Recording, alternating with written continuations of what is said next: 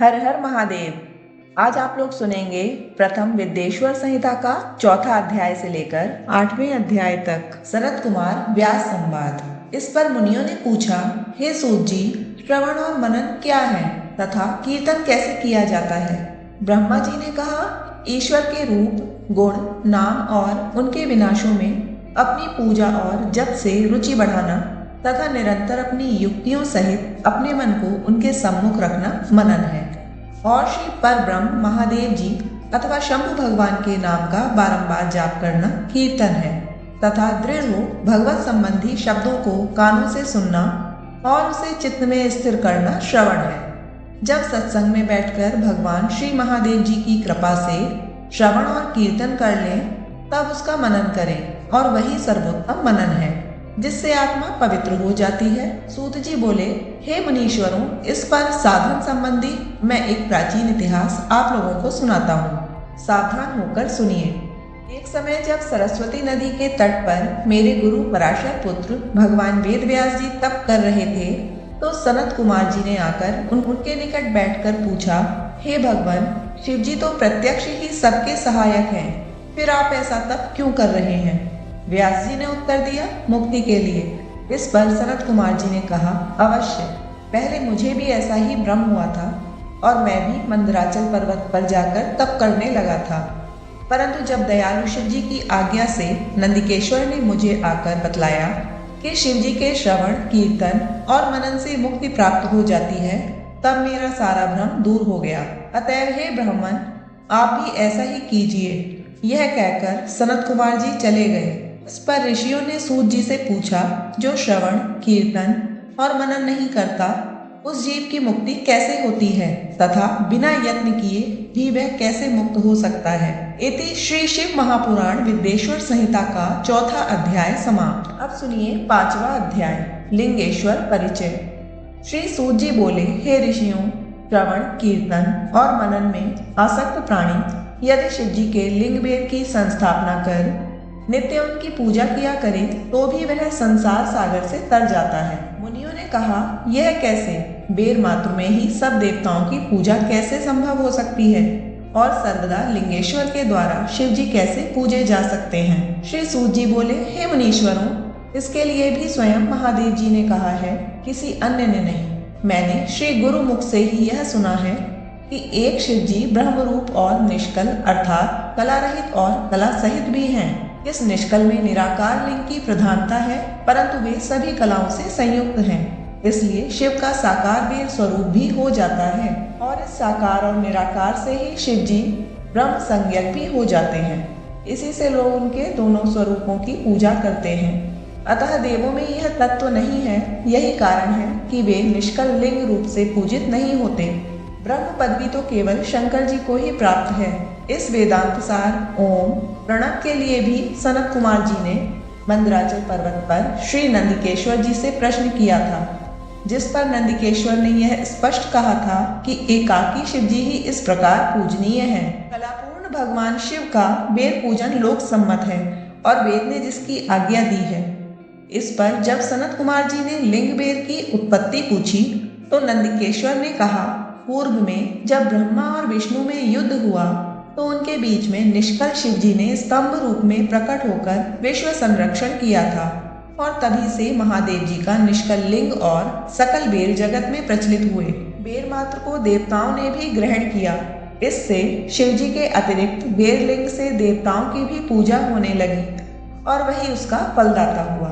परंतु शिव जी के लिए लिंग और बेर दोनों ही पूजनीय हुए और जिनसे कल्याण में भोग और मोक्ष दोनों ही प्राप्त होने लगे। इति श्री शिव महापुराण विद्येश्वर संहिता का 5वां अध्याय समाप्त। अब सुनिए 6वां अध्याय, ब्रह्मा विष्णु संग्राम। श्री नंदिकेश्वर बोले, पूर्व समय में जब श्री विष्णु जी अपने सहायकों एवं अनुचरों सहित श्री लक्ष्मी जी के साथ शेष शैया पर शयन कर रहे थे, तब ब्रह्मवेत्ताओं में श्रेष्ठ ब्रह्मा जी स्वयं ही वहां जा पहुंचे और विष्णु जी को पुत्र कहकर पूछने लगे कि तू कौन है? हे पुत्र, उठ, मुझे देख, मैं तेरा ईश्वर यहाँ आया हूँ। इस पर विष्णु जी के भीतर क्रोध तो हुआ, परंतु उसे दबाकर उन्होंने ब्रह्मा जी से कहा, हे पुत्र, तुम्हारा कल्याण हो।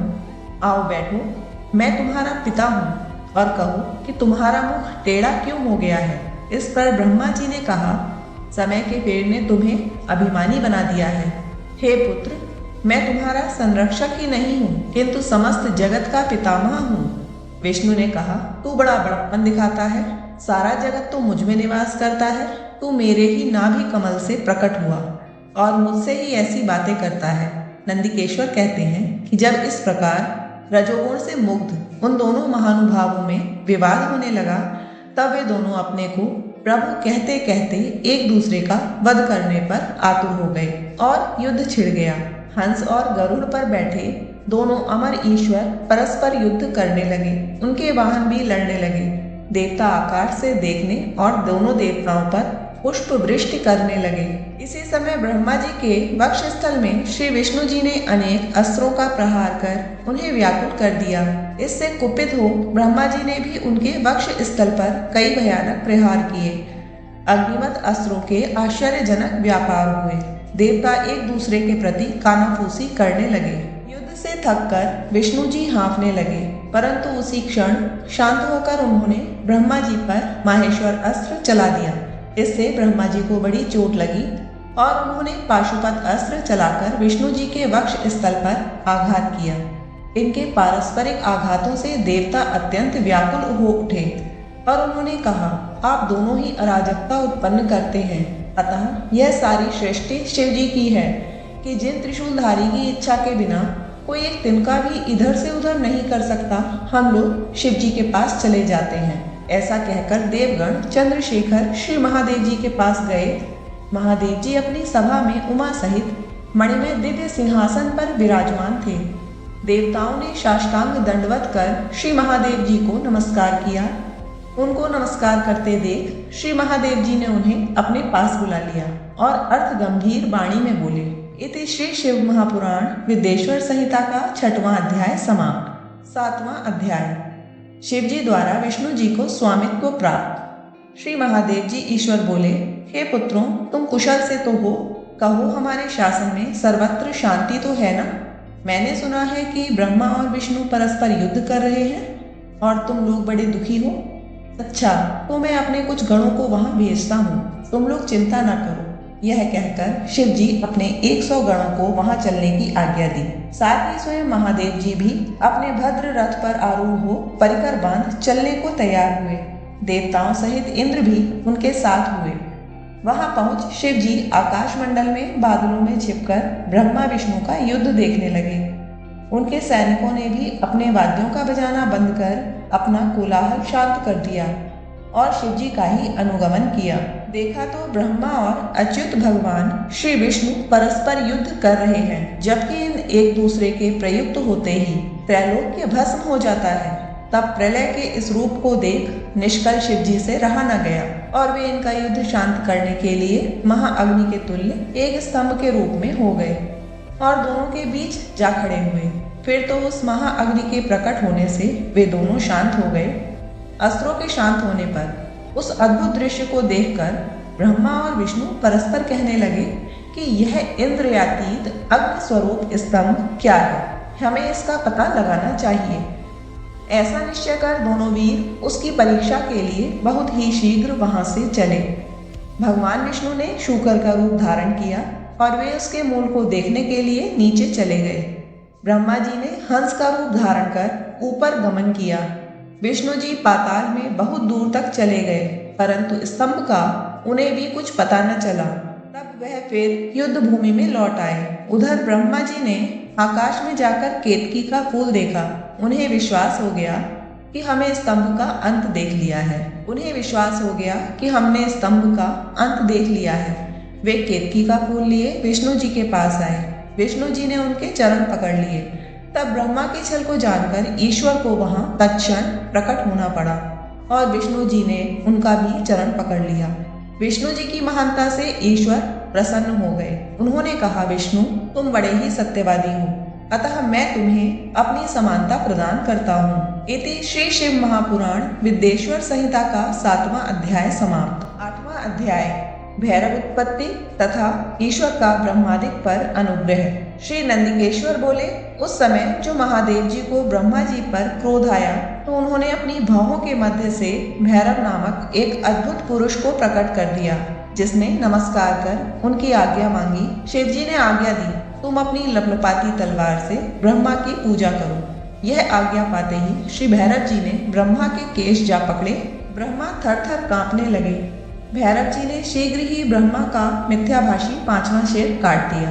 फिर इन्होंने उनके और शिरों को भी काट लेना चाहा। ब्रह्मा जी भैरव के चरणों में गिर गए।